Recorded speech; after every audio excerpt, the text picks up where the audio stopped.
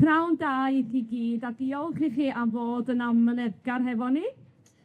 A croeso i chi yma ar y Sul fel hyn am awran i gofio dau arbennig iawn, sef Edwin ac Eirian. Mae'r dyrfa sydd yma yn deud y cwbl tu mewn heb sôn am beth sydd tu allan. Mae yna chwaneg o speakers ar ei ffordd, felly efalla y bydd yna saib o ryw chydig o eiliadau mwyn sicrhau bod y wir sy'n dod i mewn yn ystod y cyflwyniad heddiw i sicrhau bod pawb tu allan yn clywed. Newch chi sicrhau bod eich ffôns chi ar y dawel os gwelwch yn dda. A rhag tarfu a rediad y pell heddiw, dwi am ddiolch rhag blaen i bawb sydd yn cymeryd rhan heddiw, ond diolch yn arbennig i gyfeillion bro Edeyrnion sydd wedi sicrhau bod hyn yn ddigwydd. Da ni am ddiweddu drwy gyd ganu yn bwrpasol iawn yr emyn dros Gymru'n gwlad. Rwan ta, dwi am drosglwyddo yr awena i un o hogia Carrog i gychwyn, sef Gwion Lynch. Cofio, Eirian ac Edwin.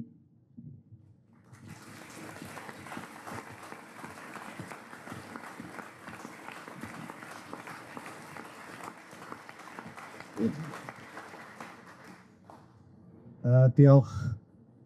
Liciwn i allu deud wrth Eirian ac Edwin wan, mod i wedi gwisgo'n smartiaeth na'r gweddill.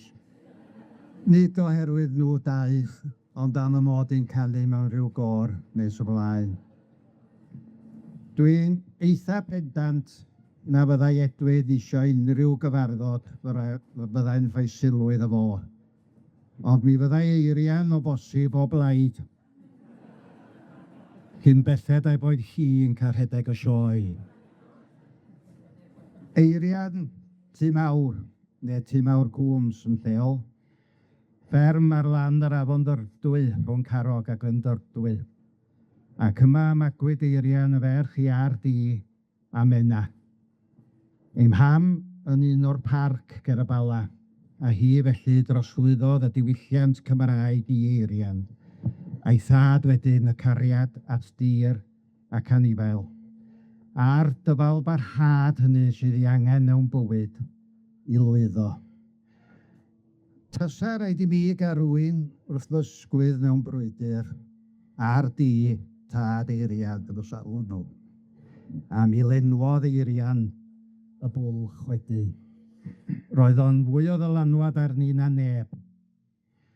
Doedd gan ar di ddim llawer o fynedd efo ffyliaid, a dim ond unwaith y byddent yn ei groesi. Ond yna wedi'r dwrdio tanllyd, anghofio a symud blaen. Ia, erffeithad yn bendant oedd Eirian. Yr olygfa wela i Eirian o'i hystafell wely bob bore ar ochr arall y dyffryn fyddai Carrog uchaf, un o gartrefi o Wain Dŵr. A does dim dwywaith mae hyn a blannodd y cariad angerddol ynddi at bro a Cymru. Ar dir Tŷ Mawr pen oedd Eirian yn ei harddegau, oedd yna goleg ddiwynyddol gan y pabyddion a Catholigion a myfyrwyr ar draws Ewrop yn dod yno. Roedd yna groes Gristnogol fawr ar y mynydd uwchben Tŷ Mawr a llwybr yn arwain ati efo'r 4 gorsaf ar 10 sagittair i'r myfyrwyr gael oedi a myfyrio wrth ddilyn taith yr Iesu at y groes. Does dim dwywaith fod hyn wedi cael dylanwad fawr ar yr Eirian ifanc, gan ei grefydd a chapel Seion Carrog bod yn rhan anatod o'i bywyd. Doedd teulu Tŷ Mawr ddim yn enwog am fod yn brydlon i'r capel. A phan fyddai oedfa'n dechrau ar yr awr, 20 munud wedyn ein hwyrach y bydden nhw'n cyrraedd. A golwg ar Eirian a'i thad fel tasa nhw newydd fod yn tynnu llo. Ac yn amlach na peidio, mi roedden nhw. Dylanwad arall arni yn bendant oedd y ffaith bod y ddôl Tŷ Mawr bob haf yn cael ei droi'n wersyll ar safle yn cawn sgowtiaid a Girl Guides, a byddai Eirian yn dyst i'r hwyl, ysbri ac ai hain gan sylweddoli'r boddhad ar gair gwirfoddolwyr wrth roed arweiniad iddynt. Mi greda fod hyn wedi tamio rhyw fflam arall yng nghymeriad Eirian. Doedd ar di i thad ddim yn gredwr cryf mewn gwario ar offer i chwyliso gwaith y parm. Trwsio a patio oedd o. A ma'n fyddan ar ryw sheet sydd wedi bwr oddi ar dor. Mae'n o'r siegia mi fydda, mae'n pomio brynle. Ac o disgwyl i brynle mynd yn o'i drwsio fo cyn iddo fo roed y ffôn lawr.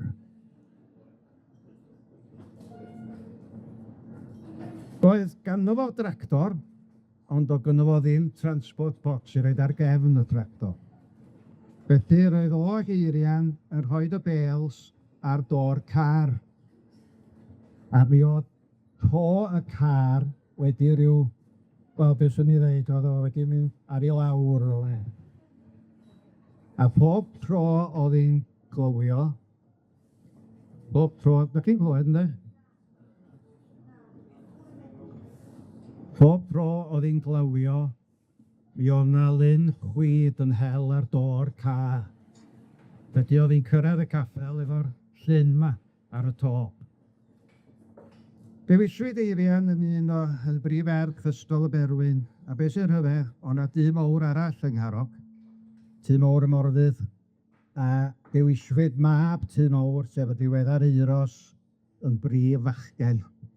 Fe hynna'n deud tawer am natur y pentre yn y cyfnod y magwyd i'w ynddo fo. Yn ysgol y Berwyn, daith Eirian dan dylanwad i hathrawes chwaraeon Buddig James, un nath gyfeirio gymaint i gyfeiriad y theatr. A fyddai'n meddwl yn aml, tasa Eirian wedi cael y cyfleoedd mae merched yn ei gael heddiw yn byd chwaraeon, be fyddai i hanes i. Dwi'n bendant y byddai'n chwarae i Gymru. A maddiwch yr iaith, sa'n ganol y catti yn dwyn y bel ac yn troi y fyrdwynebwyr droso. Roedd gen i gryfder naturiol ar ôl codi'r bels ar dor car. I goleg drindod yr aeth Eirian, na wylson ni chodi hi ryw lawer yn y pentre gan bod i adre bob penwythnos. Nid cyfle i joli hoetian oedd cyfnod coleg i Eirian. A dwi ryw ama na i'r ceswm am hyn oedd, oherwydd pan oedd un i blynyddoedd cynnar yn yr ysgol uwchradd, i bod i mynd ar y tren o Flyndfrdwy i'r Bala. A mae'r tren yma yn rhan o gwedloniaeth yr ardal. Chydig iawn o 'na gambahafio ofnadwy yn digwydd ar y tren, ac fel fyrdd bod amryw o ddisgyblion druan yn cyrraedd y stesion yn y Bala. Felly roedd Eirian wedi gweld y rhialtwch yma, ac dwi'n meddwl i bod hi rwsyd yn rhan ohono fo. Yn y coleg, gwell oedd gan Eirian gwmni darlithwyr mwy syper, a derbyniodd amryw ohonynt gwahoddiad i aros mewn tŷ oedd yn berchen i'r teulu yn y pentref Minffordd. Rhyw halfway house oedd hwn, cyn bod yr ymwelwyr yn cael mynediad i Tŷ Mawr, oedd yn fferm cwbl draddodiadol, heb lawer o feithusrwydd, lle i ddyta a chysgu wedi swilio oedd o. I'r halfway house y dath Edwin pan landiodd o yn y pentre. Ond fi oedd o ddim yn ond hir, rhyw noson ddwy dwi'n meddwl, a mi gath i draeth dan y bwrdd yn Tŷ Mawr. Nid darpar fab yng nghyfraith gafodd ar di, ond mab. Roedd y ddau'n tynnu ymlaen yn berffaith, nad oedd Edwin cweit o'r un brethyn ac ar di oedd yn slafiwr a hanner. Yn ei ffordd bwyllog ei hun, llwyddodd Edwin i ddofi rhywfaint ar di. Oedd ar bwyllo nad oedd rhaid mynd ar gan milltir yr awr bob amser, na chwaith nid i ben craich. Byddai Eirian yn aml yn cyfeirio at y ffaith o llwybrau Edwin a minnau'n eithaf tebyg, gan fod y ddau ohonom wedi priodi merched fferm ac wedi etifeddu'r fferm. Byddai Edwin yn ychwanegu at hyn trwy ddweud ei ddod o wedi cael gwell bargen na fi. Gafodd tŷ mawr yn Dyffryn y Ddyrdwy, tir dipyn gwell na sy ar dopiau gelluoedd Llangwm. Pan briododd Minir a finne dyma alwad ffôn i fynd draw i tŷ mawr i nôl Fanreg. Eirian ac ar dîm Dafi'r Gorlan ac yn dangos 3 hwrdd mynydd Cymreig o safon i mi. Gan ddweud mae'r anreg oedd cael ei menthyg nhw dros y tymor ymlid. Dipyn mwy buddiol i ti na hi ar sbwlio, meddai Eirian. Mewn rhai ardaloedd mae ffasiwn beth a dyn dwad, ond fyddai neb yn disgrifio Edwin fel dyn dwad. Fe ymdoddodd ef ar Edeyrnion i'r gymdeithas lleol ac roedd gan y cymdogion a chontractwyr fyddai'n dod i tŷ mawr barch tuag ato. Roedd Edwin yn fodlon dysgu wrth wrando ar eraill. Dwi'n cofio mynd draw i'r buarth yna ryw Adolig, ac Edwin wedi prynu weldar newydd o'i hun, ac yn trio weldio clo ar ddrws y fan. Dwi'n ni'n pam, ond am byd i ddwyn yn y fan. Ond oedd o, ddim yn cael llawer o hwyl ar ni. Gormod o wres oedd ar y weldar, a drws y fan metal yr hydennau. Tyllau oedd o'n greud, nid weld. Ond oedd o ddim yn cyffroi o gwbl, dim ond deud, gai arwel bach i orffen y job. I ddweud y gwir, fydda fo ddim yn cyffroi tas ar fan wedi mynd yn wenfflam o'i flaen o. Roedd Edwin yn parchu safbwynt pawb ac yn adeiladu pontyr rhwng y Cymru a'r Gymraeg yn ei ardal. Clywais hanesydd amdano mewn pwyllgor yng Nghorwen, a rhywun wedi bod yn gas efo aelod ifanc o'r pwyllgor. Edwin yn sylwi bod hi'n ei dagrau ac yn dweud, ga ti hwn i mi, a honno'n panicio. Ond nid i sodro fo erbyn wal nath Edwin, ond cael gair bach tawel yn ei glust, ac yn dilyn iddi'r person dan sylw'n hynaws iawn yn hob pwyllgor wedyn. Bydd yn had yn dal i fyw yng Ngharog hyd i'n 90au, a byddai Edwin yn sicrhau bod ganddo ginio bob dydd. Me foedd dad oedd cael mynd am dro bob bore i gyfeiriad tŷ mawr, a byddai Edwin ac Eirian yn dod fel cath i gythrel ar y ffordd i'r ysgol.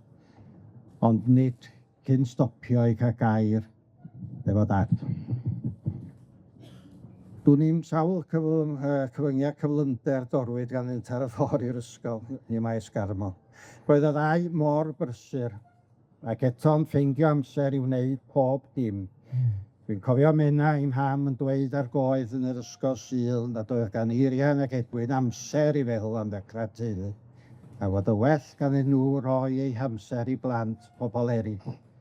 Roedd hynny mor wir, boed o efo 2 neu 3 yn festru Capel Seion Carrog, tu ôl i'r Llwyfan yn neuadd Edeyrnion, ni ar Llwyfanau'n mwy ysgol Faes Garmon a theatr glywed am prif eisteddfodau.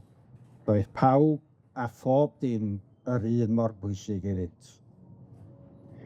Galwad ges i gan cysgod yr cae lle treuliodd Eirian ei wythnosau olaf i ddweud ei bod hi eisiau fy'n gweld, a chyfais o'r thymyn i sgwennu englyn i'w rai ar daflen angladd Edwin. Mi'n deud ei bod yn dipyn o dasg. Paid â phoeni, meddai'n blwmp ac yn blaen. Mae gen i 2 arall llawn cystol a chdi sy'n fodlon gwneud y job.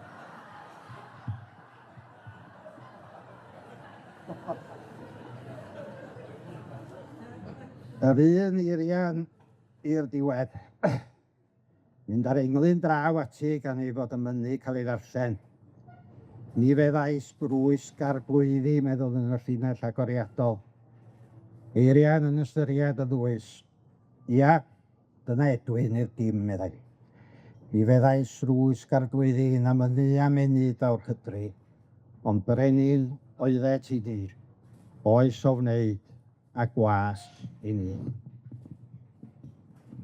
Ymhen bythefnos ges o fraint o sgrifennu englyn i roed ar daflen angladd Eirian.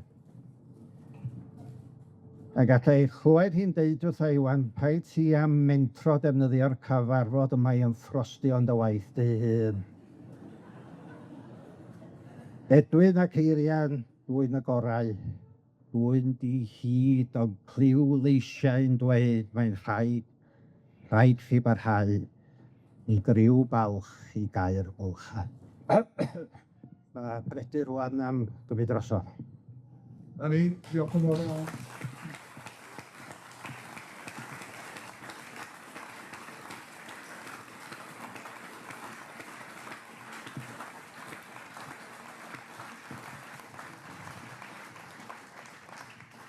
Diolch yn fawr iawn i Gwion, a mi fyswn i'n dweud hynny gan bod o'n brawd i mi.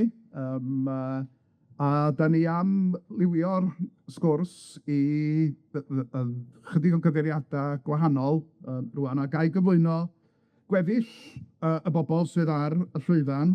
Ar y pen mae Huw Alun a Bronwen Hughes. Bronwen yn brif athrawes ysgol Faes Garmon ar hyn o bryd, a Huw Alun hefyd wedi bod yn cyflawni'r swydd honno. A'i hadnabyddiaeth nhw o Eirian ac Edwin drwy'r ysgol ac yn ehangach na hynny. A wedyn, mae ganddo ni rai o ben banditiaid yr Eisteddfod. Hywel Wyn, Owen a Sian Eirian wedi bod yn drefnwyr. Da ni am gael exclusive, maen nhw am rannu'r cyfrinachau mawr i gyd efo ni heddiw. Ac yn y fan yma, mae Huw Jones. Huw wedi ceidweithio llawer hefo Edwin drwy gyfrwng Undeb Amaethwyr Cymru a wedi bod yn drefnydd yn Sir Feirionnydd. Felly, dwi'n ni'n mwras yn ni'n troi at ti ddechrau, Huw. Fel mae Gwion di esbonio, mi oedd Edwin roedd wedi fagu yn ffermu, roedd wedi fagu ar ffarm, ond eto wedi dod yn ffermwr amlwg yn yr hen Sir Feirionnydd. Pargraffiadau wnaeth o, yna ti. Wel, diolch yn fawr. Mi oedd Edwin ac Eirian yn ffyddlon a sirgar tu hwnt i'r undeb ac i wyneb bersonol, didi gwir. Ti sôn am hynna, mae'n debyg bod o fantes wrach i ni fel undeb oedd Edwin wedi cael llawer iawn o sgiliau tu hwnt i amaeth a'r undeb ac dod â sgiliau yna hefo fo. A hefyd, wrth gwrs, doedd o ddim wedi fagu ar y ffarm, gwrs, a wedyn oedd o'n gweld pethau o bosib o bersbectif gwahanol ynddo. Ond i fi jyst roi chydig bach o gefndir o 2012 ddos i'n nabod Edwin ac Eirian yn iawn i ddechrau, achos dyna'r flwyddyn, dwi'n meddwl fi'n iawn, nesod nhw ymddeol o ystol Faes Garmon. Ac yn raddol, mi roedd yn wrth ar lyfrau'r undeb ers diwedd yr 80au pan o'n i'n gweithio ers hynny lle, ond yn raddol mi ddoson nhw'n fwy gweithgar ac o'n i'n edrych galw yn Tŷ Mawr ac oedd hi'n fraint a bleser fawr iawn galw yn Tŷ Mawr. A dwi'n cofio, dweud y gwir, mynd yno tro cydita. Mae'n debyg bod fi wedi cnocio, wel, nes i grocio ar y drws ffrynt, ond ei wedi bod yn ffarf o blaen, a dyma Eirian dod o'r rwle, dweud, Huw, bach, be wyt ti'n neud yn crocio ar y drws yna wir? A ti drwodd ar drws cefn, byddai, a rhyw gnoc go dilaw, ti di'r oed beth bynnag. Ond dyna fel oedd, o'n i'n adnabod Edwin, wrth gwrs oedd Edwin yn dawel ac yn feddwlgar, ac oedd, wrth gwrs, Eirian yn hollol wahanol, oedd hi'n deud pethau fel ag y mai, a rhoed fi'n yn lle yn aml iawn, ac a fi'n cael llawer iawn o hwyl, ac oedd hi'n tynnu coes, wrth gwrs, de. Ac wedyn mi gyfranno nhw'n helaeth iawn, deud y gwir, i'r undeb y ddau o'n nhw, wrth gwrs, achos mi ddoth Edwin yn gadeirydd Undeb Amaethwyr Cymru yn Eirionydd tua 2020, ond mi roedd Eirian hefyd mae yna gryw o ferched gweithgar gan Undeb Amaethwyr Cymru yn yr ardal yna, a mi ddoth Eirian yn gadeirydd, gryw merched yr un adeg ac oedd Edwin yn gadeirydd o sir. Ac mi drefnon ni sawl ymweliad. Dwi'n siŵr da chi wedi gweld lot o'r lluniau sy'n tu nôl mi fan hyn. Gwleidyddion, er enghraifft, yn galw ni'n gwahoddw yn galw nhw i fferm y cadeirydd. A hefyd, mi roedden ni fel undeb yn gennym ni elusen bob blwyddyn i'w chefnogi hi, ac oedden ni'n cynnal brecwastau i godi arian i'r elusen, a mi gynhaliwyd sawl brecwast yn Tŷ Mawr. Ac oedden ni'n hynod diolchgar iddyn nhw am fynd i'r fadraffaith. Ac o'n nhw'n cael cymaint o gefnogaeth gan bob man yn lleol ac yn genedlaethol gan yr undeb, ac oedden ni'n gwahodd siaradwyr ac yn y blaen i'r brecwastau. Ac dwi'n cofio'r croeso a'r hwyl oedden ni'n gael. Ac yn braint fawr i fi bod yn gydweithio mor agos efo nhw am y blynyddoedd yna, ynde. Ac yn yw'r holl dystiolaeth mae rhywun yn glywed bod Edwin, bod o'n bwyllgorwr da, hynny bod o'n un da i gael mewn pwyllgor yn foeth ag ati. Ddim yn siarad llawer weithiau, ond eto pan oedd o'n llefaru, bod pobl yn dueddol o wrando, fod ganddo fo rhywbeth sylweddol i'w ddweud. Oedd hynny'n dod allan yn y pwyllgorau? Yn bendant, tawel iawn, chymod, oedd Edwin pan oedd o'n dod i'r pwyllgorau, ond pan oedd o'n siarad, mi roedd pawb yn gwrando, ac mi roedd o'n gadarn ac yn deg iawn, ac mi fysa o'n a bob amser yn dod i'r cyfarfodydd yn brydlon, a mi fysa o wedi wneud i waith cartre, ac dwi'n cofio ryw fater lle oedd yna angydwelediad rhwng yr gangen sirol a'r prif swyddfa ar y pryd.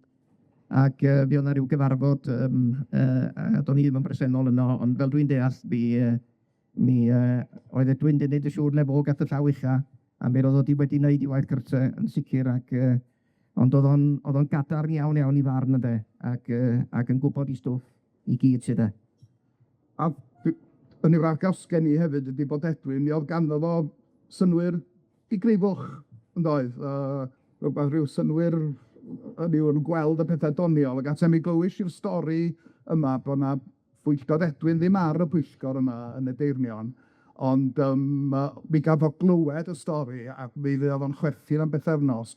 Mi oedd yna pwyllgor pwysig iawn yng Nghorwen, pwyllgor y pafiliwn, a mi adroddwyd fod cyngor Sir Ddinbych yn mynd i sefydlu fforwm i drafod dyfodol y pafiliwn. Ond mi oedd yna un aelod o'r pwyllgor wedi drysu rhwng y gair fforwm a fforsym.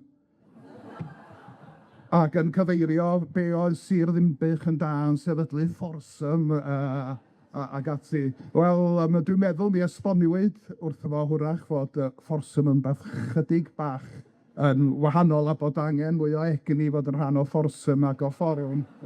Ond mi oedd Edwin beth bynnag, math o stori, wyddoch chi, oedd wrth fodd i gael o'n mewn gwirionedd.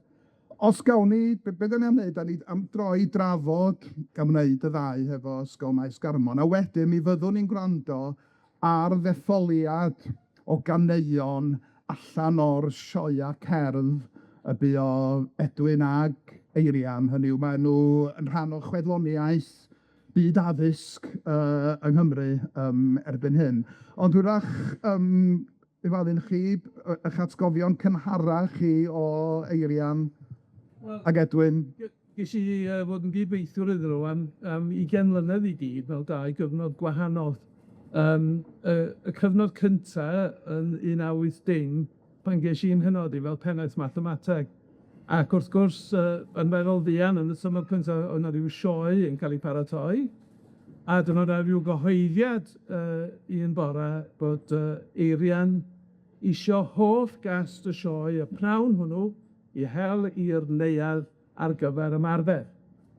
Wel, dyma fi yn bennaeth adran newydd, yn mynd ati ac yn dweud, mae ddrwg iawn gyda Eirian, ond fydd plant blwyddyn wyth ddim yn yr ymarfer, oherwydd mae ganddyn nhw brawd. Wel, allwch chi ddychmygu'r ymateb o da.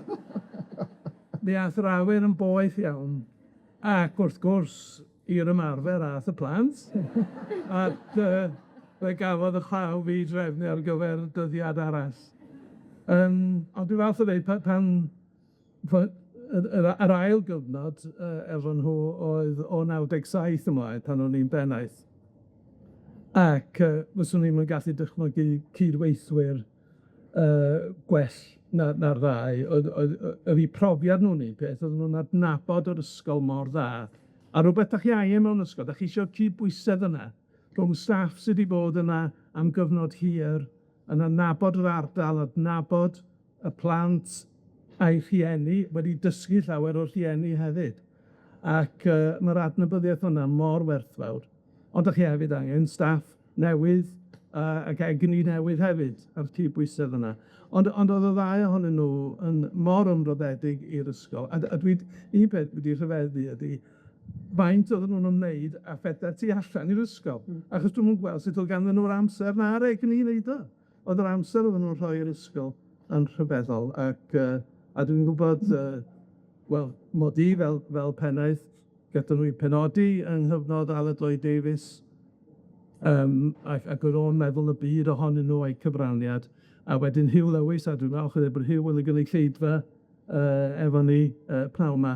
A dwi'n gwybod yng nghyfnod Hugh hefyd oedden nhw wedi ymroi yn gyfan gwbl ac efo Philip Davies wedi hynny.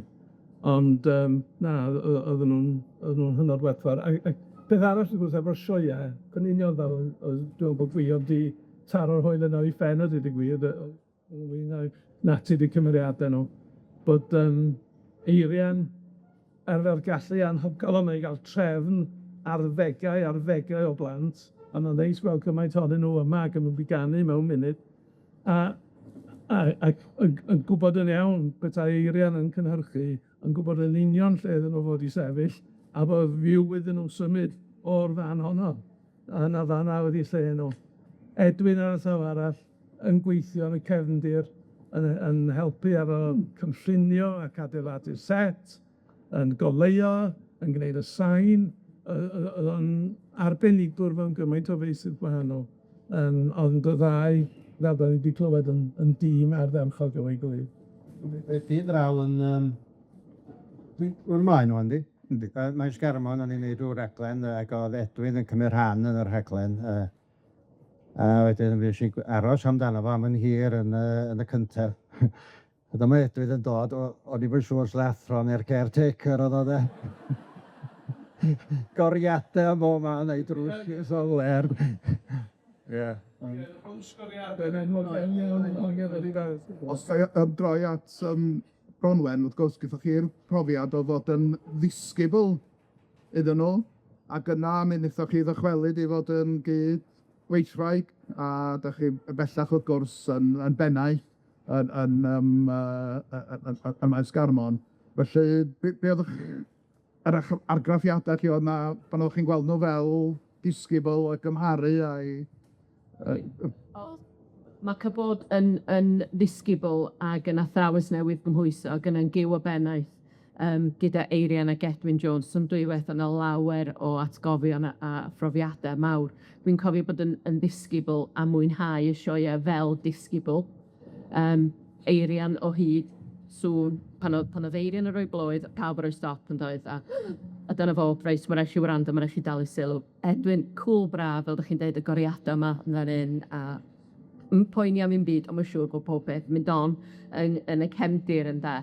A wedyn yna yn ymuno fel athrawes, ac y gweld sioe o ochr arall, faint o waith oedd yn digwydd o ran y staff, a'i dewis nhw o sioeau o bosib yn bwysig iawn, oherwydd pan ydych chi'n meddwl am ddalgylch Maes Garmon, a'r gynulleidfa, gymaint ohonyn nhw efallai ddim yn medru'r iaith, mi oedd dewis sioe oedd yn adnabyddus yn bwysig iawn ar gyfer y dysgwyr, ond y gynulleidfa hefyd. Pwy bynnag oedd yn dymuno bod yn rhan o'r sioe, oedden nhw'n cael bod. Dewch, ond y gannoedd mewn sioeau, a'i cyfraniad nhw'n cael ei werthfawrogi gan Eirian ac Edwin bod yn brif gymeriad neu yn rhywun oedd just yn trefnu eitemau neu yn gosod llwyfan, oedd pawb yn teimlo'n bwysig a bod gennyn nhw gyfraniad i wneud.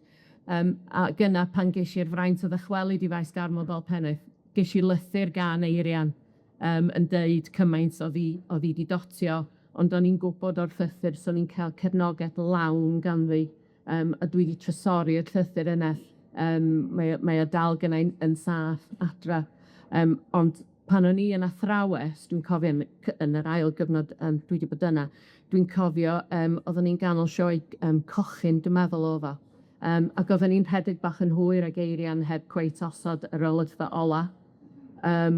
a panics mawr, a dwi'n cofio'n dweud, Ed, di'r plant ma ddim yn mynd adra, ffonio blas ar fwyd, mae yna bythau'n dod. Iawn, okay.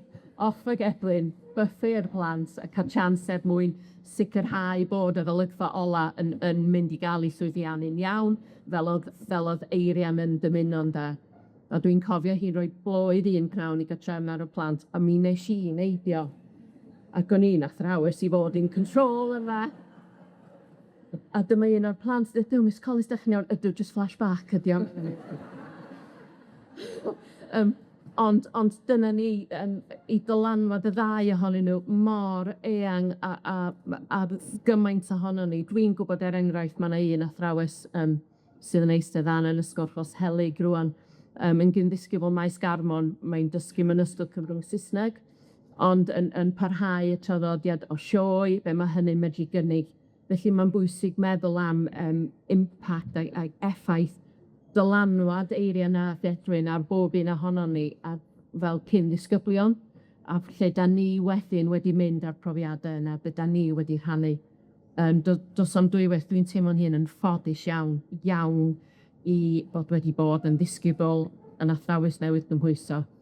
Ond dwi'n gwybod faint o bennaeth o'n i drostyn nhw'n mae rhaid mi ddweud, oedden nhw'n heddig y sioe. Ond mae wedi bod yn fraint, a mae hyn jyst yn deud cyfrol ar faint o bobl sydd yma. Diolch yn fawr iawn i chi. Dwi am ddwy'n yr rhan yma i ben, a mi byddwn ni'n gwrando ar... Gael sôn am un peth arall, ac mae hyn yn bwysig i sôn amdano fo. Yn 2003, fe goffodd yr ysgol yn Dirprwy, Eirian Williams, mewn damwain yn Eryri.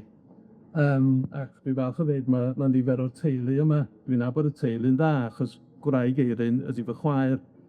Felly oedd o'n golled mawr i ni fel ysgol, oedd o'n golled mawr i ni fel teulu hefyd. Ond fel ymateb i hynny, wel, oedd rhaid i bethau fynd ymlaen, oedd rhaid i ddylwydd yr ysgol fynd yn ei blaen. Ac mi oedd Edwin ag Eirian a ddau nath gyfrannu'n aruthrol i hynny. Mi nath Eirian mynd yn ôl i rhywbeth oedd hi wedi wneud mynyddoedd ynghynt i ymdrin â dysgwyr a'r cynllun trochi a gwneud hynny wrth gwrs efo'r graen aruthrol. A'i wneud o mor barod, ac wrth gwrs oedd hithe yn teimlo'r golled yn fawr hefyd am Eirian. Edwin wedyn, mi ddoth o yn bennaeth cynorthwyol efo'r sgiliau, da ni wedi sôn amdano fo, sgiliau gwrando oedd mor bwysig, a'r sgiliau arbennig gyda i allu tawelu stormydd. Ond yn sicr, y ddau ohonyn nhw wedi bod yn help mawr i drio llenwi'r bwlch oedd ar ôl Eirian. Diolch yn fawr iawn, mae hynna'n dwi'n meddwl yn ffordd briodol i ni ddwy'n yr rhan gynta'r sgyrsiau den. A mi fyddwch chi rwan yn cael cyfle i wrando, da ni wedi cael clywed am rai o'r sioeau cerdd, ac dwi'n casglu Lia Wyn Jones sydd wedi cydlynu a wedi dod ar grŵp yma o gyn-ddisgyblion at ei gilydd, a da ni yn gwerthfawrogi eich caredigrwydd mawr chi'n gwneud hynny. Felly da ni'r siaradwyr yn mynd i encilio am chydig o fiar Llwyfan.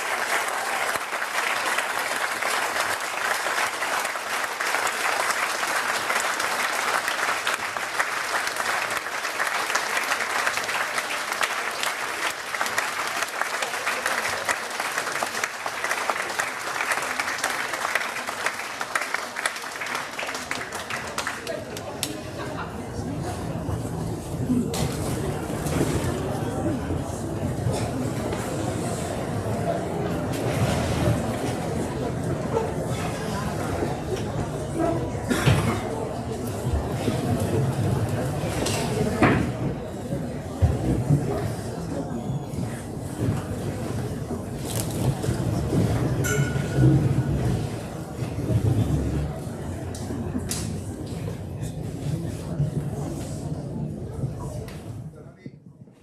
ni, da ni'n dod at ran ola gyfarfod rwan, ond gai ddiolch am y perfformiad. Dwi'n gwybod da chi di mwynhau, ond mi o'n i'n edrych ar wynebau'r canwyr. A dwi'n meddwl bod nhw wedi mwynhau yn fwy na'r gynulleidfa.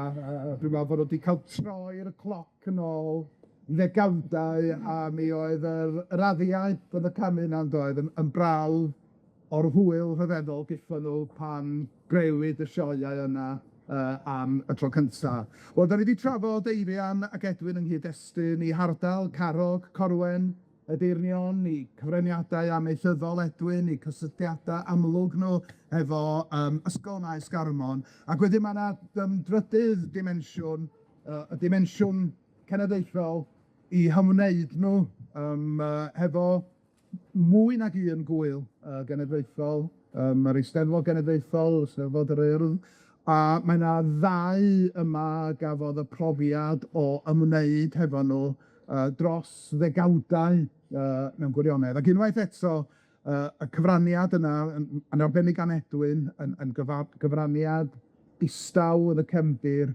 ond eto yn gyfraniad cwbl allweddol mewn gwirionedd. Mi ddylwn ni nodi am achosawu yma, mae chwaer hynna Edwin, Gwenfair dwi'n credu, yn bresennol, a mae Aldwyth yn anffodus, dwi'n ymddiheuro ar ei rhan hi, mi oedd Aldwyth wedi trefnu gwyliau ymhell cyn i drefniadau heddiw gael i cadarnhau, sydd ni croesawu chi yma. Felly os gai droi at Hywel a Siân, fyswn ni'n cael dechrau efo chi, Siân. Wch chi, be di'r argraffiadau?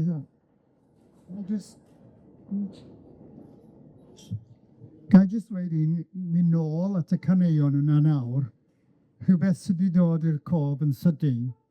Un o'r caneuon nath y plant, dim plant, pobol ifanc, gwydal i meddwl yn rhain nhw fel plant, gan fi wedi dysgu nifer ohonyn nhw.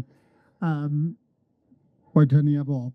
Ond un o'r caneuon, falle'n o'r sioe gerdd Oliver, a me gafodd honna i chyfieithu'r Gymraeg gan Aled o'i Davies, wrth gwrs, caniatad arbennig gafodd Aled yn bersonol gan Lleol Bart, sef awdur Oliver. Mi gynhyrchodd Eirian hefyd honno, nid yn unig yn ysgol Maes Garmon a Theatr Clwyd, ond hefyd ar Llwyfan Pafiliwn Eisteddfod Genedlaethol Dimbych yn 2001 ar gyfer ysgolion uwchradd y sir. Ond hyn o'n eisiau jyst crybwyll cyn i ni sôn, cyn i Siân ddod fewn. Y cymeriad yn fanno, yn y sioe Oliver, un o'r cymeriadau, rhain o'ch sydd wedi gweld y ffilm, Mr Bumble. Nawr te, yn y ffilm enwog sydd wedi cael ei gwneud o Oliver, y person oedd yn cymryd rhan Mr Bumble oedd Harry Seacombe. Pwy oedd yn cymryd rhan Mr Bumble yn sioe Maes Garmon? Edwin. A wedwch chi be, fedra i ddim cael y llun o'm mhen, a ni wedi gael o'r clywed y merched a'r bechgyn yn canu. Ond oedd Edwin yn Mr Bumble, hyd yn oed yn well na Harry Seacombe, sy'n ni dweud. Mi ddwy si adnabod Edwin ac Eirian pen y ffrif Llynyrfa efo'r Urdd tua 83. A ges i'n nghyflwyno i Edwin ac Eirian oherwydd mi o'na gyfnod bryd hynny oedd Steddfod yr Urdd yn yr Wyddgrug. A doedd yn byd gwell i drefnydd yr Urdd na cael ei gyflwyno a creu cysylltiadau. A dyna nath Edwin ac Eirian sicrhau fod gynna i y rhwydwaith yna o gysylltiadau gydol yn oes ac adeiladu yno fo. Mi oedden nhw'n ffrindiau arbennig, a mi oedd y croeso ni'n gael yn Tŷ Mawr yn wirioneddol wych. Da ni wedi sôn am Faes Garmon yn doi, a mae athrawon yn boddi dan domenni o bapur biwrocratiaeth hollol rheolaidd. Ond mi oedd Edwin ac Eirian yn llwyddo i nofio yn erbyn y llu. Mi oedden nhw'n ychwanegu at baich eu cyfrifoldeba, oherwydd i bod nhw'n credu yn ddiysgog bod plant a phobl ifanc eu hangen. A dyna pam oedden nhw mor frwd dros yr urdd, dros gynnal cyrsiau iaith, mynd i Langrannog, Glanllyn, nathon nhw feithrin talenta cenedlaetha a chenedlaetha o blant. Y ddau ohonyn nhw hefyd, sefydlodd uwchadran ac aelwyd yr Wyddgrug. Ac oedden nhw yn credu fod cael y profiad tu allan i 4 wal y dosbarth yn allweddol, bod y profiadau trwy gyfrwng y Gymraeg yna yn mynd i wedd newid. Ac oedd eu cyfraniad nhw yn aruthrol i Ysgol Faes Garmon ac i fudiad yr urdd. Mi oedd o'n bartneriaeth gyfrannodd mwyn sicrhau dyfodol y pethau gorau sy'n perthyn i ni fel cenedl. Mi roeddan nhw yn sylweddoli mae ieuenctid bua'r dyfodol ac mi oedden nhw wedi cysegru bywyd i gyfrannu gweledigaeth i do ar ôl to o bobl ifanc Cymru. Tra'r un pryd, a dyna ni methu credu, oedden nhw'n cadw'r fflam ddiwylliannol hefo criw o bobl ym Mro Edeyrnion. Felly, yng Ngorllewin Clwyd, o'n i yn gweithio o bryd hynny, a dwi'n cofio, os o'n isio unrhyw beth ym Mro Edeyrnion, oedd y cysylltiadau i gyd gan Edwin ac Eirian. Yn 97, oedd yr urdd, dwi'n credu, yn dathlu 75 mlwydd oed. A mi nathon ni gael y syniad o greu côr unedig o aelwyd Llangwm, Bro Cernyw, holl aelwyd sydd y de, a dwi'n credu bod gynna ni bron i 200 o bobl ifanc yn cydgannydd o Bryn Terfel ym Mhafilion Corwen. Ac mi oedd Edwin wedi bod yn bob ymarfer yn Ysgol y Berwyn y Bala ac neu gynna ni ymarferion yn Llangrannog.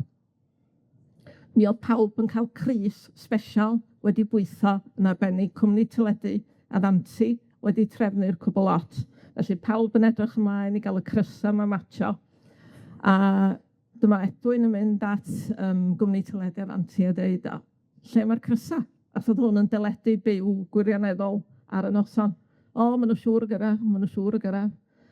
Ac Edwin, Eirian yn meddwl, wait, well ni gael pwyllgor, oherwydd mae rhaid ni gael crysa, ac oedd o'n llythrenol, oedd Edwin, Eirian, criw aelwyd Llangwm, pawb yn Mro Edeyrnion, yn rhoi crysa newydd, o rhaid i ni gael o ril, os dwi'n cofio. A fel oedden nhw'n mynd ar y llwyfan, oedd Edwin ac Eirian wrthi yn y ddan honno. Mi gath Edwin ac Eirian cydnabod gan y mudiad yn y flwyddyn 2000 a chael tlws John a Ceridwen Hughes. Gwirioneddol, heddiannol, heb os nag o'n i bai. A dwi'n gael dal y Sion yn y cefndir, yn y cefn yma la. Dwi'n credu 2018, ale, mi gathon nhw i anrhydeddu fel llywyddion anrhydeddu Steddfod Sir Fflint. Felly, i cyfraniad aruthrol.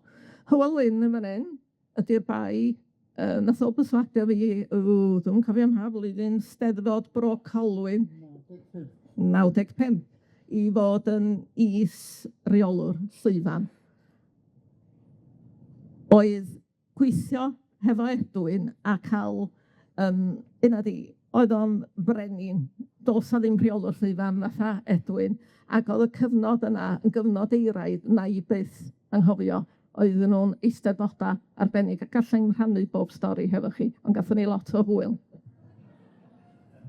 Wel, ofyn, da ni wedi clywed yma yna bod Edwin, bod gynno fo'r holl foniau i fod yn rheolwr Llwyfan, ond sa chi'n jyst yn esbonio i feidrolion fel ni, be mae rheolwr Llwyfan yn neud, be ydy'r pethau sydd yn hanfodol yn y joban yna?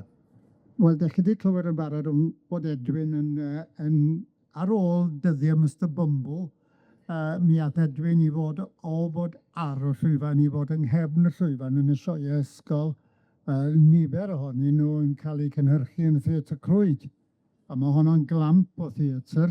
A oedd Edwin wrth i fodd yn y cefn yn rheoli. Ond wedyn, yn gwneud yr un peth yn y theatr ar y campws. Ond mi oedd yr Eisteddfod Genedlaethol yn mynd i ddod i'r Wyddgrug yn 91, Eisteddfod Brodelyn. Ac oedd Eirian wedi cael ei penodi yn is-gadeirydd y Pwyllgor Gwaith. Aled, wrth gwrs, oedd y cadeirydd, a mi roeddwn ni yn rhyw bwt o ysgrifennydd. A mi benderfynon ni flwyddyn cynt fynd i Cwm Rhymni i'r rhyw bewedau busnesau. Rhain o'ch chi sy'n nabod i reit da, wel, chi'n gwybod oedd y ddau gorau yn mynd i busnesau.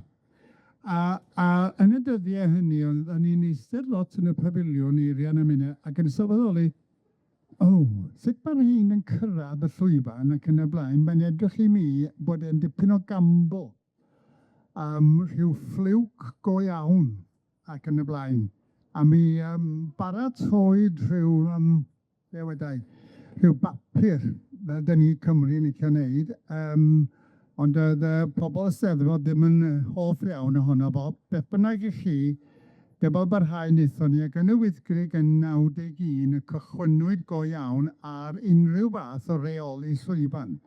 Oedd Edwin yno yn nghefn y babell yn gwneud yn siŵr bod y cystadleuwyr yn cyrraedd, ond hefyd mewn amser, y beirniad, y cyfelyddion a pawb arall. A mae yna un o ddau o hogiau'r llwyfan, dwi'n gweld Gareth o Bancw yn bresennol prynhawn yma. A chi'n gwybod, oedd y cydweithio a dyna'r cychwyn. Wel, o'n i hefyd wedyn yn helpu fo yn Aberystwyth yn 92 a 93, yn Llanelwedd a 94. Ond erbyn hynny, oedd gen i ryw waith arall i wneud, yn trio edrych ar ôl yr Eisteddfod i gyd. Ac nes i gael y syniad, achos o'n i'n gwybod bod hi fan hyn, Sian, wedi bod yn rheoli llwyfan Eisteddfod yr Urdd yn llwyddiannus am blynyddoedd. A gan bod ei thad yn gadeirydd Pwyllgor Gwaith Eisteddfod Bro Colwyn, wel, fedre ddim dweud na, yn y fedre, wel, dwi'n yn credu sy'n dweud na o ffei beth bynnag. Ac felly, mi ddodd Sian. Ac yn y dyddiau hynny, reit nôl yn 95, bod ryw un monitor a ryw meicrofonau ddau ac yn y blaen oedd yna. Ond chi fod, mi dyfodd yr holl beth nes oedd, wel, oedd Edwin yn eistedd yno fel, fedes i yn y gwasanaeth yn Nghorwen, oedd e fel cockpit awyren, ac Edwin oedd y peilot. Ac oedd yna fo sgriniau, oedd pethau am ei glisto, oedd yna di siarad efo pawb a phopeth, oedd yn siarad efo'r arweinydd llwyfan, yn gwneud yn siŵr bod yr arweinydd llwyfan un aros ar y llwyfan, neu'n dod off o'r llwyfan, neu yn cyhoeddi canlyniad ac yn y blaen. Beirniad, arwyddfardd yr orsedd, oedd gan hwnnw, rhywbeth yn ei glist ac oedd Edwin yn medru rheoli o ochr y llwyfan. Oedd o'r golwg oedd, ond oedd yn gwybod yn union beth oedd yn digwydd trwy'r amser, achos oedd y sgriniau yma yn bob man. Ond yn fwy na hynny, bodd oedd y canlyniadau o gyna fo ryw fotwm erbyn y diwedd, a Edwin oedd y reoli pryd oedd y botwm yn cael ei wasgu mwyn cyhoeddi i Gymru gyfan ac i le bynnag arall oedd i'n mynd pwy oedd yn ennill. Felly oedd yn waith aruthrol i wedi gwir, sut oedd o'n llwyddo i wneud o, ond nid yn unig oedd o'n wneud yn ystod y dydd, oedd o'n wneud o yn ystod y nos, yn unig ar gyfer y cyngherddau. Ac bod o'n bewedau, yn berson mawr o ran maint, doedd yn y bita lot chi. O leia, ddim yn bita lot yn ystod wythnos yr Eisteddfod, ond mi roeddem i cael yn bwydo chwarae teg, ac oedd pethau'n cyrraedd ochr y llwyfan ac oedd Edwin yn bwyta yna. Ac o'n i'n trio wneud yn siŵr bod yn cael rhywbeth i bwyta rhwng y prynhawn a'r nos, a'r unig beth dwi'n cofio de. Paid a dod â'r pethau cwningod na i ni. A fel wedes i o blaen, ydych chi'n gwybod, os oedd Edwin yn mynd allan, dim ond un peth oedd ar y bwydlen, mix grill, a'r mix grill mwyaf sy'n chi'n medru cael gafel arno. A mi roedd o'i hun yn un da iawn am goginio de. Ond oedd o'n berson arbennig. Ond wrth gwrs o'n i hefyd yn cael eirian. Oedd hi fel buy one, get one free, achos oedd y rhaid i ni feddwl am swyddi eirian. Achos oedd y ddau, wel, oedd y ddau Siôn a Sian go iawn, a mi roedd yn webo'i gilydd. A wrth gwrs mi ddoth eirian i edrych ar ôl y ddesg ymroddiadau, benedigaethau ac yn y blaen, a mi ddysgodd lot fawr o bobl ifanc sut i wneud y gwaith hwnnw. Ac oedd hi'n gwybod i'r dim ac oedd hi'n nabod pobl. Mae pobl eraill wedi sôn pa mor dda oedd hi efo pobl ac yn y blaen.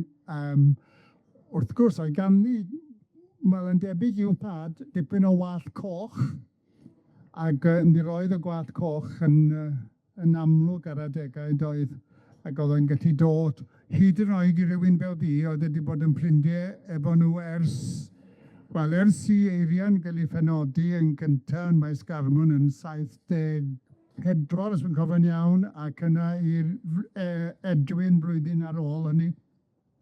Ac fel o Sian yn dweud i ffynnu ati, i ffurfio ryw chadran a reirwyd yr urdd yn y Wyddgrug, a chybod gaethon ni hwyl ond rhyfeddol i weid y gwir. Ac o'n i'n gwybod yn iawn, os oedd unrhyw beth eisiau gwneud, o'n i'n gwybod ar bwy i ofyn. Felly oedd Edwin yn ddaw, cadarn, sicr, tawel, hamddenol, ond oedd e hefyd yn gwybod pan oedd eisiau gwneud rhywbeth, oedd e'n gwybod sut i wneud o, ac oedd wedi paratoi ymlaen llaw. A pan oedd chi, oedd gyda ni bod math o bethau, o'ch chi'n gwybod cael ei gwneud busnes iechyd diogelwch a rheoli risg ac yn y blaen. Wel, chybod, pe bai na rhywbeth yn digwydd, oedd gyda ni beiriannau oedd yn gallu mynd trwy'r maes i gyd, a llais pwy byddech chi'n meddwl oedd yn dod trwy'r uchelfannau llais Edwin. Dych chi ddim wedi clywed yn hwnnw, achos diolch byth, dyn ni rioed wedi gorfod defnyddio fo. Wel, dim yn nghyfnod i beth bynnag, ond falle bod e'n bod mwyach, ond yn holl gyfnod yna, llawson ni wedi defnyddio, achos oedden ni'n trefnu ddigon manwl. Diolch yn fawr iawn, Hywel. Yn anffodus, dwi'n dweud o lais bach yn y lys yn dweud, mae'n hamser ni ar ben, ond os gai, mi soniodd Hywel am gyfraniad ymarferol Edwin, a rhag i chi feddwl mae dim ond gwion ym mrawd sy'n gallu llunio englynion. Mi fydd ddaru Eirian ofyn i mi na hefyd llunio englyn i goffau Edwin, a dyma'r englyn, hwnnw, gewch chi farnu pa'n di'r gorau, reit? I ni gael dramau neu gan, y mae'r rhai yn ymroi'n fi ffwdan i'r myrdd dorchwilion man, a'r llafur o greu'r llwyfan. Wel, diolch yn fawr iawn i chi gyd. Sorry, Peredur.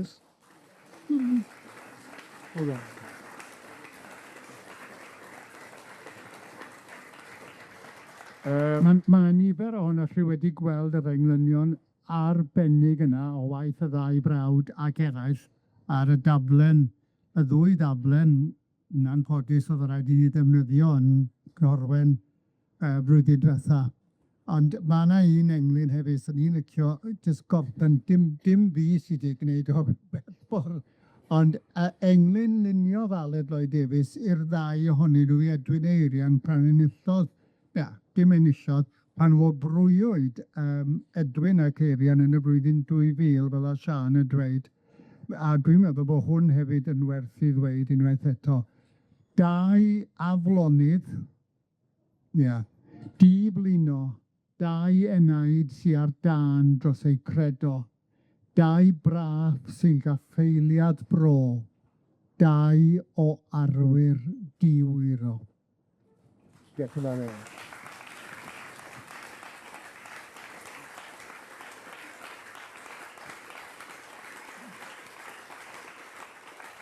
A chyn i ni ganu fel y dwedwyd, da ni'n mynd i ganu emyn i gloi, ond gai ddiolch i'r panelwyr i gyd, a diolch yn arbennig i Siân ddaru ysgogi y cyfarfod yma, a hi hefyd sydd wedi gwneud y rhan fwyaf o'r trefniadau. A dwi'n meddwl bod y ffaith bod yna gynulleidfa mor eang wedi dod.